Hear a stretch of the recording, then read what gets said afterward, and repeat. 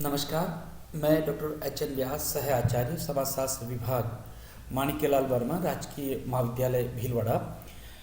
आज अपन BA second year के प्रश्न पत्र फर्स्ट है ना, रिसर्च मेथोडोलॉजी के अंतर्गत केस स्टडी मेथड की बातचीत करेंगे।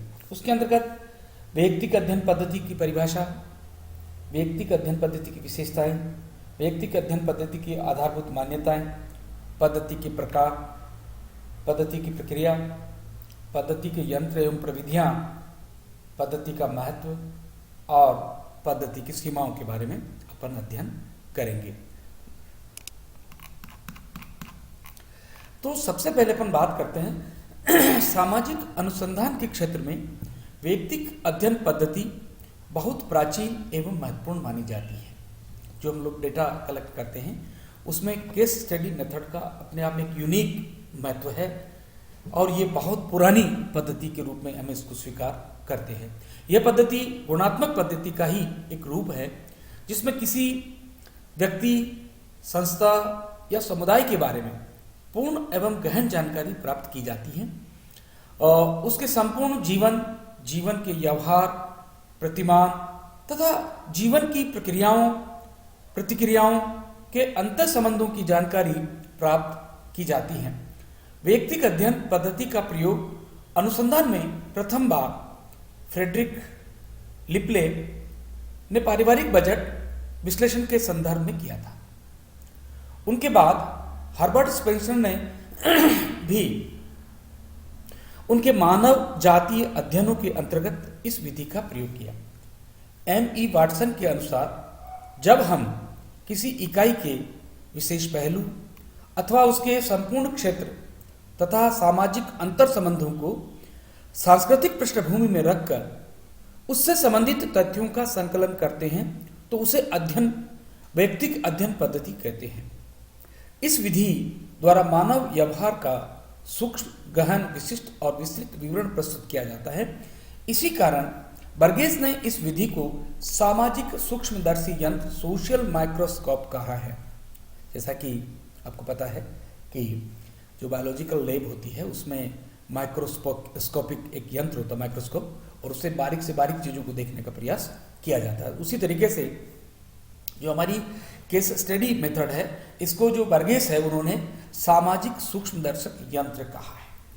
और वैयक्तिक अध्ययन की परिभाषा हम इस प्रकार से कर सकते हैं कि वैयक्तिक अध्ययन पद्धति, जिसमें बिसेंज और बिसेंज के अनुसार वैयक्तिक अध्ययन पद्धति गुणात्मक विश्लेषण का एक स्वरूप है जिसमें एक व्यक्ति, एक स्थिति अथवा संस्था का सावधानी पूर्वक तथा पूर्ण अवलोकन किया जाता है। तो बिसेंज एंड बिसेंज के अनुसार वैयक्तिक अध्ययन क्या है? वैयक्तिक अध्ययन पद्धति एक गुणात्मक पद्धति है, एक विश्लेषण का एक स्वरूप है जिसमें एक व्यक्ति, एक स्थिति अथवा एक संस्था का सावधानी पूर्वक तथा पूर्ण अवलोकन किया जाता है। श्रीमती पीवी यंग ने इसको स्पष्ट करने का प्रयास किया है कि वैयक्तिक अध्ययन पद्धति किसी सामाजिक इकाई, चाहे वह एक व्यक्ति हो, एक परिवार हो, एक संस्था हो, एक सांस्कृतिक समूह हो अथवा संपूर्ण समुदाय ही क्यों न हो, कि जीवन की खोज तथा विश्लेषण की पद्धति है। अर्थात पीवी यंग ने इस बात को स्पष्ट किया है कि वैयक्तिक अध्ययन पद्धति के माध्यम से हम एक सामाजिक इकाई, चाहे वह व्यक्ति हो सकता है, एक परिवार हो सकता है, एक संस्था हो सकती है, एक सांस्कृतिक समूह हो सकता है तथा एक पूरा संपूर्ण समुदाय भी हो सकता है, उसके जीवन की खोज की विश्लेषण की पद्धति है। तो इन्होंने पूरे विस्तृत अपने परिभाषा में एक विशाल स्वरूप को सम्मिलित करने का प्रयास किया है। और सिनपाओ येंग के अनुसार वैयक्तिक अध्ययन पद्धति को किसी एक छोटे, संपूर्ण तथा गहन अध्ययन के रूप में परिभाषित किया जा सकता है जिसके अंतर्गत अनुसंधानकर्ता किसी व्यक्ति के संबंध में पर्याप्त सूचनाओं का व्यवस्थित संकलन करने के लिए अपनी समस्त क्षमताओं और विधियों का इस प्रकार उपयोग करता है जिससे यह ज्ञात हो सके कि एक स्त्री या पुरुष समाज की इकाई के रूप में किस प्रकार कार्य करता है। गिडिंग्स के अनुसार अध्ययन किए जाने वाला वैयक्तिक विषय केस केवल एक व्यक्ति अथवा उसके जीवन की घटना विचारपूर्ण दृष्टि से राष्ट्र या इतिहास का एक युग भी हो सकता है। इस प्रकार व्यक्तिगत अध्ययन पद्धति की उपयुक्त परिभाषाओं से अब स्पष्ट हैं, और उन परिभाषाओं के माध्यम से जब हम बातचीत करें कि एक वैज्ञानिक पद्धति की क्या विशेषताएं हो सकती हैं जो कि परिभाषाओं में सम्मिलित की गई हैं, वो इस प्रकार है। तो अन्य अध्ययन पद्धतियों की तुलना में सबसे पहले यह पद्धति अपनी अलग पहचान रखती है और इसमें कई पद्धतियों एवं उपकरणों का संश्लेषण करते हुए इसे एक विशेष प्रकार की पद्धति का स्वरूप दिया गया है। इसकी निम्न विशेषताएं हैं। वैयक्तिक अध्ययन पद्धति की विशेषताएं जो कि इस प्रकार है। पहला, विशिष्ट इकाई अध्ययन। दूसरा, गुणात्मक अध्ययन। तीसरा, गहन अध्ययन। चौथा, संपूर्ण अध्ययन। पांचवा, कारकों का अध्ययन। छठा, वर्तमान और अतीत का अध्ययन।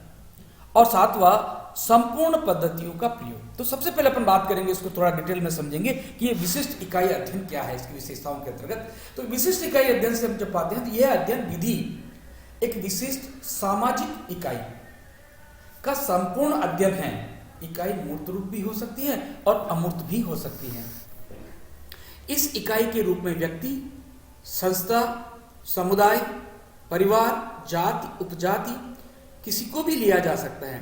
गिडिक्स का मानना है कि अध्ययन किए जाने वाला विषय कोई व्यक्ति या उसके जीवन की घटना अथवा एक समस्त राष्ट्र, साम्राज्य या ऐतिहासिक युग भी हो सकता है।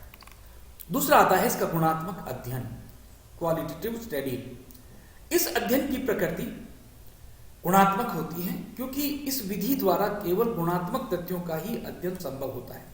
इसमें इकाई का जीवन इतिहास और वर्णनात्मक उल्लेख तैयार किया जाता है। इसमें व्यक्ति के जीवन की घटना, प्रेरक तत्वों, आशाओं एवं आकांक्षाओं आदि का अध्ययन किया जाता है। तीसरा, गहन अध्ययन। इस विधि में अध्ययन इकाई के प्रत्येक पक्ष को बड़ी सूक्ष्मता पूर्वक विभिन्न दृष्टिकोणों से अध्ययन किया जाता है। इस विधि में ऐतिहासिक वर्णन अधिक प्रयोग किए जाते हैं। गहन अध्ययन के लिए समस्या के सभी पक्षों एवं घटनाओं का संबंध ज्ञात किया जाता है। फोर्थ, संपूर्ण अध्ययन। इसमें किसी इकाई का समस्त दृष्टिकोण से अध्ययन किया जाता है। इकाई के समस्त जीवन को ही अध्ययन का केंद्र बनाया जाता है।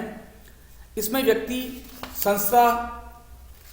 संस्था के सामाजिक, धार्मिक, राजनीतिक, आर्थिक, सांस्कृतिक, मनोवैज्ञानिक, भौगोलिक एवं दार्शनिक सभी पक्षों का अध्ययन किया जाता है। श्रीमती यंग के अनुसार उनका उद्देश्य एक इकाई, व्यक्ति, परिवार इत्यादि के संपूर्ण जीवन चक्र अथवा किसी निश्चित प्रक्रिया का अध्ययन है। गुडे तथा हार्ट के अनुसार यह विधि किसी सामाजिक इकाई के संपूर्ण रूप को ग्रहण करती है। पांचवा, कारकों का अध्ययन, स्टडी ऑफ कैजुअल फैक्टर्स। इस विधि में किसी इकाई के व्यवहार की प्रकृति तथा उसकी परिस्थितियों एवं कारकों का अध्ययन किया जाता है। इकाइयों के विशेष व्यवहार को प्रोत्साहन देने वाले कारकों का अध्ययन किया जाता है। किसी ऐतिहासिक घटना के घटित होने के पीछे के कारक व्यक्ति के जीवन को एक विशिष्ट मोड़ देने में सहायक कारकों का पता लगाना इस विधि का प्रमुख विशेषता रहती है। और नेक्स्ट, वर्तमान और अतीत का अध्ययन इसके अंतर्गत सम्मिलित किया जाता है। यह विधि अतीत और वर्तमान दोनों का समन्वय कही जाती है क्योंकि इसमें अध्ययनकर्ता किसी इकाई से संबंधित अतीत के तथ्यों के साथ साथ उसके वर्तमान स्थिति में भी सह संबंधों को जानने का प्रयास करता है। नेक्स्ट, संपूर्ण पद्धतियों का प्रयोग, यूज ऑफ ऑल मेथड्स। इस अध्ययन विधि में संपूर्ण अध्ययन पद्धतियों का सहारा लिया जाता है जिससे कि अध्ययन में गहनता आती है तथा अनुसंधानकर्ता की कुशलता में भी वृद्धि होती है। गुडे तथा हार्ट लिखते हैं, विभिन्न प्रकार के ऐतिहासिक तथ्यों को प्राप्त करने में व्यक्तिक अध्ययन पद्धति के अंतर्गत अध्ययनकर्ता संगठन के द्वारा प्रयोग में ली जाने वाली सभी प्रविधियों एवं 7-9 जैसे गहन साक्षात्कार, प्रश्नावली, आत्म इतिहास, प्रलेख, अन्य व्यक्तियों के द्वारा व्यक्तिगत अध्ययन पत्र आदि का भी प्रयोग करते रहते हैं। अब हम इसकी बात करते हैं कि वैयक्तिक अध्ययन पद्धति की आधारभूत मान्यताएं किस प्रकार हैं।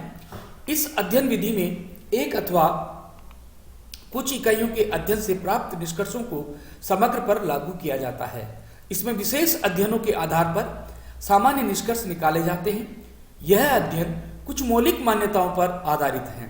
ये मान्यताएं इस प्रकार हो सकती हैं। पहला, मानव व्यवहार की समानता, सामयिक प्रभाव, सामाजिक परिस्थितियों की जटिलता और परिस्थितियों में पुनरावृत्ति तथा बहुमुखी अध्ययन। तो पहली बात जब अपन करेंगे, मानव व्यवहार की समानता किस प्रकार होनी चाहिए। इस अध्ययन पद्धति के अंतर्गत आधारभूत मान्यता है कि सभी व्यक्तियों में अधिकांशतः मौलिक प्रवृत्तियों में समानता पाई जाती है, जिन्हें समझकर सभी व्यक्तियों के व्यवहारों को समझा जा सकता है। लगभग समान मूल्य प्रवृत्तियों तथा प्रेरक शक्तियों में निहित होने के कारण सामान्यतः कुछ विशेष परिस्थितियों में व्यक्ति समान व्यवहार भी लगभग एक समान ही होगा। अर्थात वैयक्तिक अध्ययन द्वारा यदि किसी व्यक्ति, समूह अथवा समुदाय की प्रवृत्ति को ज्ञात कर लिया जाए तो उसके आधार पर उस वर्ग से संबंधित सभी इकाइयों की प्रकृति को समझा जा सकता है।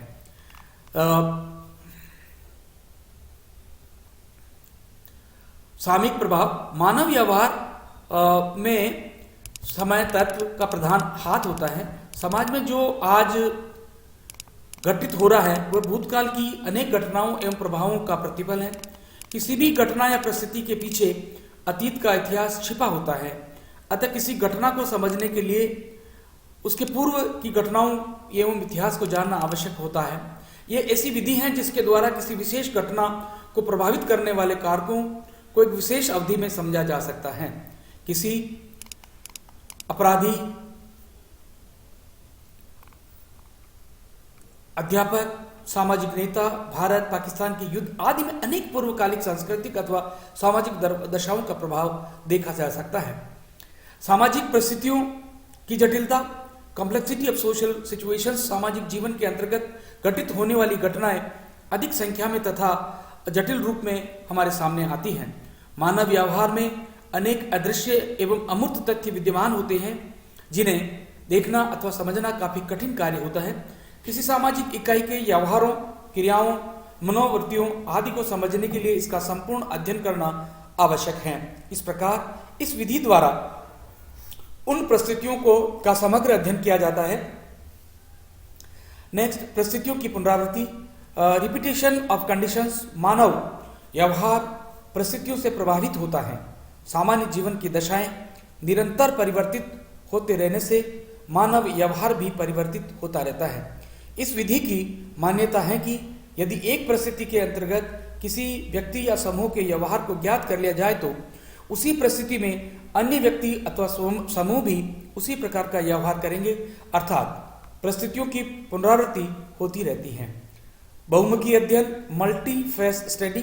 इस पद्धति की मान्यता यह है कि किसी सामाजिक इकाई का भलीभांति अध्ययन उसके किसी एक पहलू के आधार पर नहीं किया जा सकता, अपितु उसके सर्वांगीण समग्र रूप को देखकर ही किया जा सकता है। अतः इस विधि में जीवन की संपूर्णता के वास्तविक अध्ययन को सम्मिलित करने का प्रयास किया जाता है। अब हम बात करेंगे वैज्ञानिक अध्ययन, वैयक्तिक अध्ययन के प्रकार, टाइप्स ऑफ अध्ययन, टाइप्स ऑफ वैयक्तिक अध्ययन, types of case study method. उसके अंतर्गत दो प्रकार के हैं। पहला किसी व्यक्ति का अध्ययन और दूसरी जब बात करते हैं किसी समुदाय का अध्ययन। तो पहला जब अपन बात करते हैं कि किसी व्यक्ति के अध्ययन के बारे में जब बात करेंगे तो इस प्रकार के अध्ययन में एक व्यक्ति के बारे में समस्त सूचनाएं एकत्रित की जाती हैं। इसमें व्यक्ति के जीवन का प्रारंभ से लेकर अब तक के जीवन इतिहास का अध्ययन किया जाता है। इस प्रकार के अध्ययन में उन सभी घटनाओं, परिस्थितियों एवं पृष्ठभूमि की जानकारी प्राप्त की जाती है जिन्होंने व्यक्ति के व्यक्तित्व निर्माण में महत्वपूर्ण भूमिका निभाई। इस विधि में व्यक्ति के परिवार में उसके सदस्यों, पड़ोस, मित्र मंडली, पत्र, डायरी, आत्मकथा, लेख, संस्मरण, जीवन इतिहास आदि स्रोतों से जानकारी प्राप्त की जाती है। इस प्रकार इस विधि में व्यक्ति के संपूर्ण जीवन तथा पृष्ठभूमि एवं प्रभावक कारकों का अध्ययन कर निष्कर्ष निकालने का प्रयास करते हैं। नेक्स्ट, समुदाय का अध्ययन, स्टडी ऑफ कम्युनिटी। इसके अंतर्गत किसी समूह, संस्था, जाति या समुदाय का एक इकाई के रूप में अध्ययन किया जाता है। श्रीमती पी.वी. यंग लिखते हैं कि व्यक्तिगत अध्ययन संपूर्ण समुदाय की खोज करने की विधि है। इस विधि के द्वारा किसी समूह या समुदाय की संपूर्ण कार्य व्यवस्था अथवा उसके किसी विशेष पक्ष या उसकी किसी समस्या का भी अध्ययन किया जाता है। इस प्रकार के अध्ययन में विशेष कुशलता, सावधानी तथा अनुभव की आवश्यकता पड़ती है। इसमें व्यक्तिगत इकाइयों के माध्यम से ही समूह का अध्ययन किया जाता है। इस विधि द्वारा छोटे समुदाय का अध्ययन करना सरल होता है। उन्हीं साधनों का प्रयोग किया जाता है जो साधन एक व्यक्ति के वैयक्तिक अध्ययन के लिए प्रयुक्त किए जाते हैं। इस प्रकार हम दो प्रकार से वैयक्तिक अध्ययन पद्धति, दो स्थानों पर हम लोग अध्ययन पद्धति करते हैं, किसी व्यक्ति का अध्ययन करने के लिए या किसी समुदाय की का अध्ययन करने के लिए। अब नेक्स्ट करेंगे वैयक्तिक अध्ययन पद्धति की प्रक्रिया किस प्रकार की है। तब तक के लिए धन्यवाद। ये नेक्स्ट क्लास के अंतर्गत अपन अध्ययन करेंगे।